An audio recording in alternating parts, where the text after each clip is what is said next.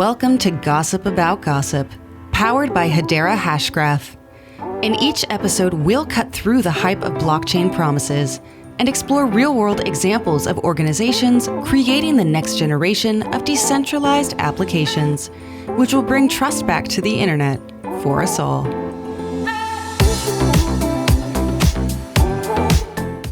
Hello, and welcome to the latest episode of Gossip About Gossip, the podcast where we talk about real-world applications of distributed ledger technology. My name is Zenobia Godschalk, and I am the SVP of Communications at Swirlds Labs, helping to develop and grow the ecosystem being built on Hedera. Today, I am delighted to welcome to the podcast Tasker Generes from ServiceNow. Tasker, how are you? Doing well. Thanks for having me. Good. You look quite refreshed coming back from vacation, I must say. Yes, being out for a week is not bad. With two teenage girls, that makes things very interesting. Everything was definitely a little bit of an event.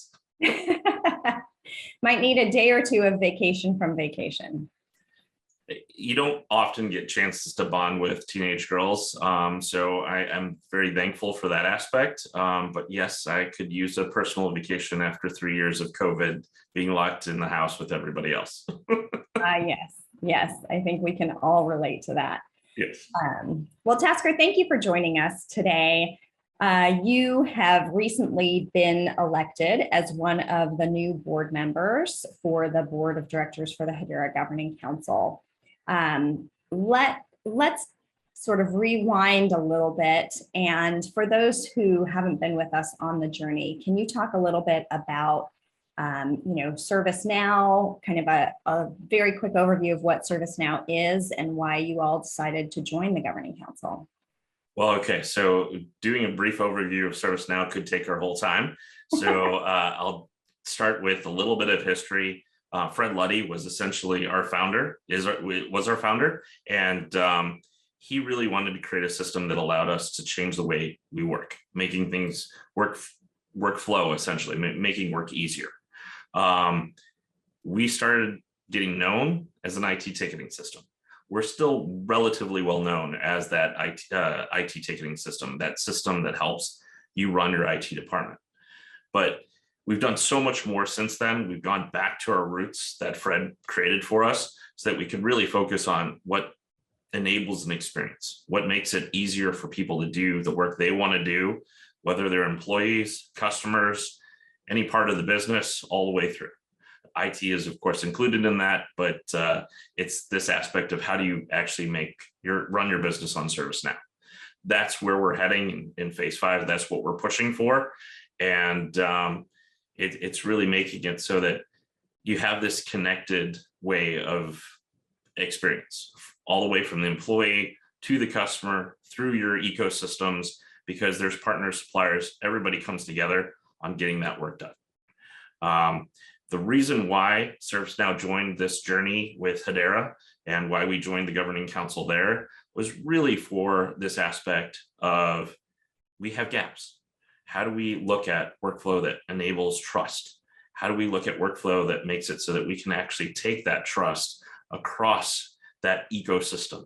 So through your suppliers, through your vendors, through your partners, to your customers. So it's this aspect of how do we get all the way through and doing it in such a way that DLT seemed like the best solution for us to create trusted workflows. From that point, we looked out and said, wait, Hedera is the only public permissioned DLT. So this is the one that we needed to go to.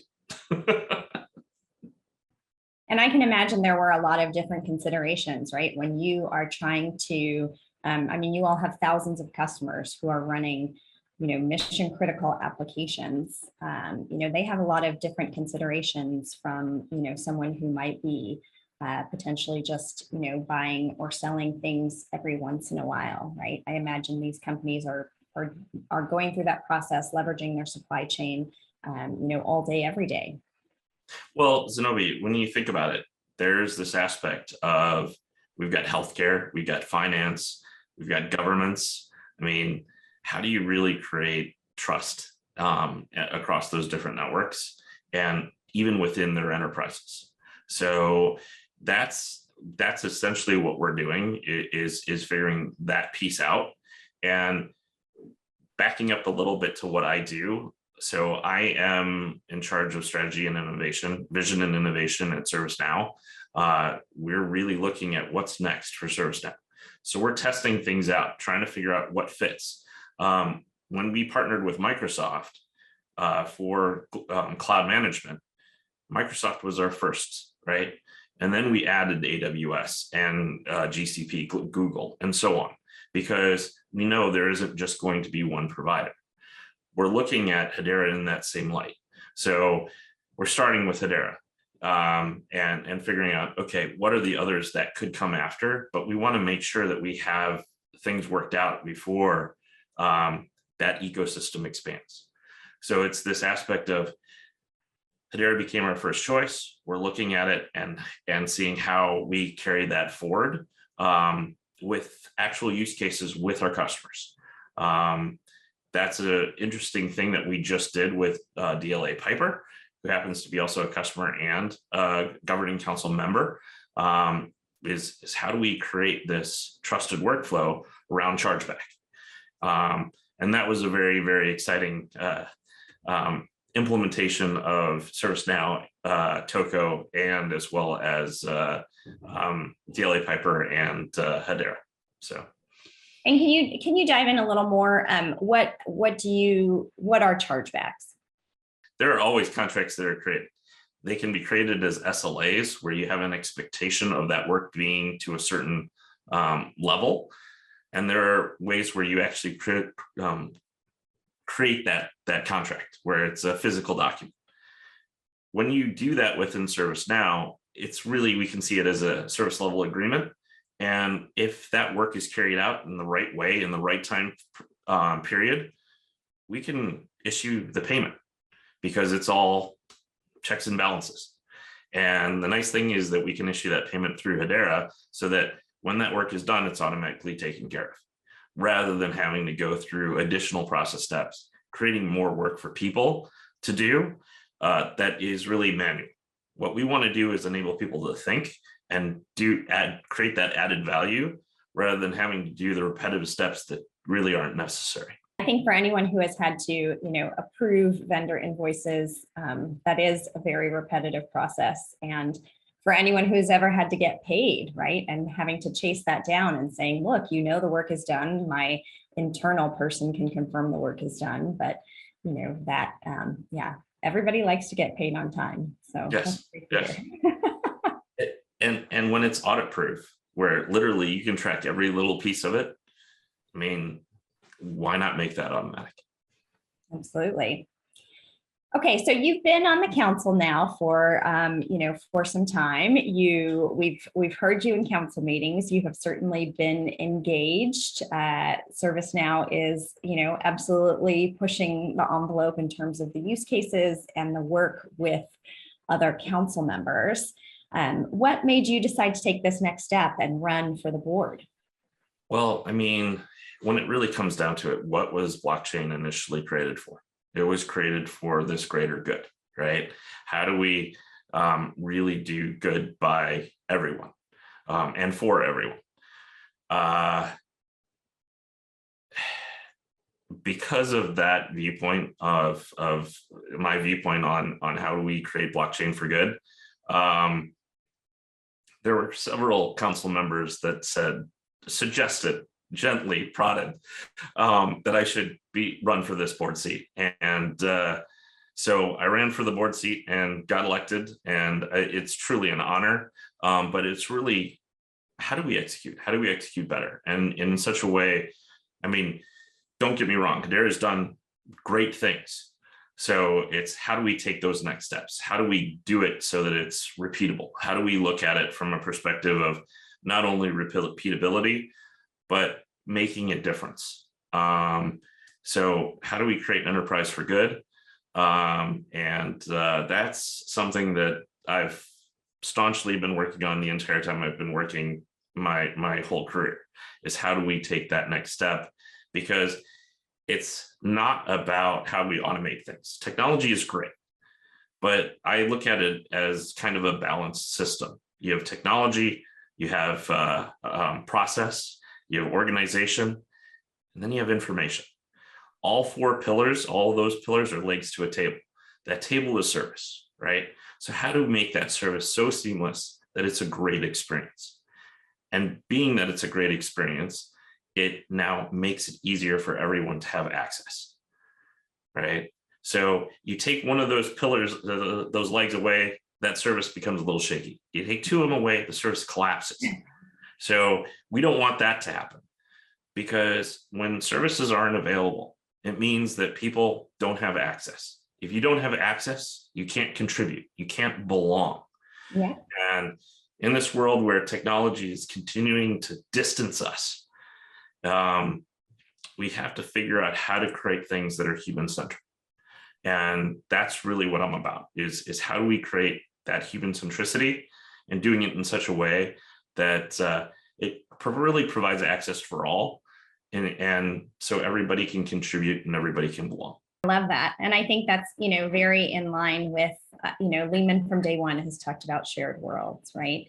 That is in all aspects of our lives, whether that is our communities, our work worlds do become our shared worlds, right? I have, as I'm sure you do, longtime friends who started off as colleagues. Those relationships last. And how do you build trust in, like you said, an increasingly spread out, unconnected world where we have ability to, connect, but the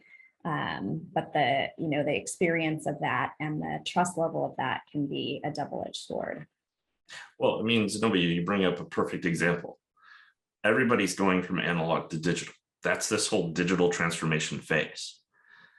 But there's this aspect of evolution that's involved with it, because you can't just go from analog to digital. It's like switching from a pen to a computer.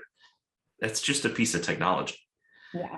You have to start thinking about, okay, now I've got real world aspects that I got to take in. How do I connect the real world to that person while they're connected to the digital world? And then you add the metaverses to that. Now we've got, and I say multiple metaverses, it's not just going to be one. Yeah. You start looking at that. How do you carry that connection all the way through? And that's workflow. Yeah. Yeah, it has to work, right? It doesn't just magically happen. People have to be behind the scenes thinking about that and actively thinking about what is the right design of that. And how do we make that, easily consumable? I think we've often talked about, we're still at the stage of this technology where people are comparing bits and bytes and feeds and speeds, but, we want to get to the point where, just like the internet, I don't need to know what happens in the background. I don't need to know, how my web server is talking to my application server. I just want to have that experience. Just flip the switch. That's right. So, I was on a different podcast last week, and I shared, the Andy Grove mantra of only the paranoid survive. And I think you touched on that with, where do we go from here? Right. We have this great platform. We have these use cases. We're seeing people, more mainstream adoption and acceptance of distributed ledger technology.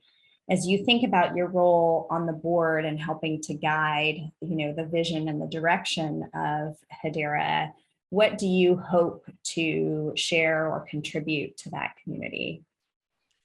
I think when it comes right down to it, we've got to find the use cases that move the needle, right? ESG is a really big segment right now. It's something that everybody's focused on. When it comes right down to it, a lot of people are just focused on carbon emissions. Now, there's nothing wrong with being focused on that. That's a good place to start. But when you start looking at the capabilities and possibilities that we could look into, I go back to this aspect of how do we create access for all? And I think, obviously we will push use cases that are really important. It won't be from quote unquote the board perspective, but it's this aspect of looking at it from what is the lens that we're currently executing on?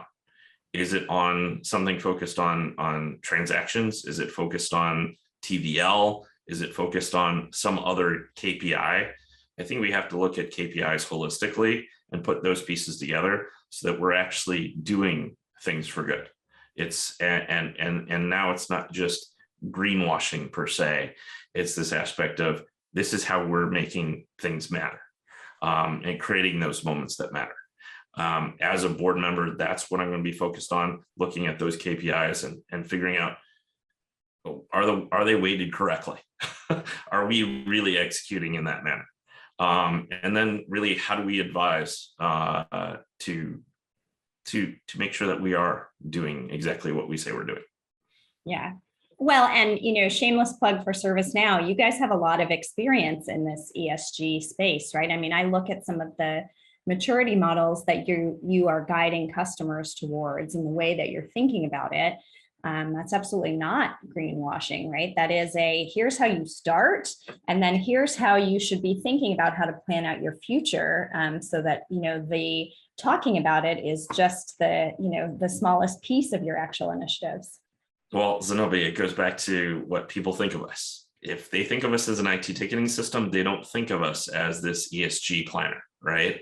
But when you really look at work and how to make that transparent, how do you understand every step in that process and who's doing it? Not from a big brother perspective, but just to make sure that it's flowing. Because you don't want to, for example, call HR and then wonder what's happening, right? You don't want to pick up the phone and say to your supplier, hey, when is this going to be delivered? I mean, you have the Domino's pizza tracker now, right? ServiceNow is a much more, what would you call it?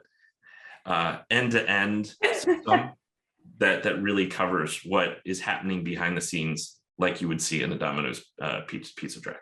Yeah. So yes, we are much more mature than people think. I mean, we have companies that are actually running their business on ServiceNow. I don't want to get brand upset with me, so I'm not going to start dropping names. But when it really comes down to it, it's not just companies, it's governments, it's critical infrastructure. It's how do we help our customers help their customers and our citizenry.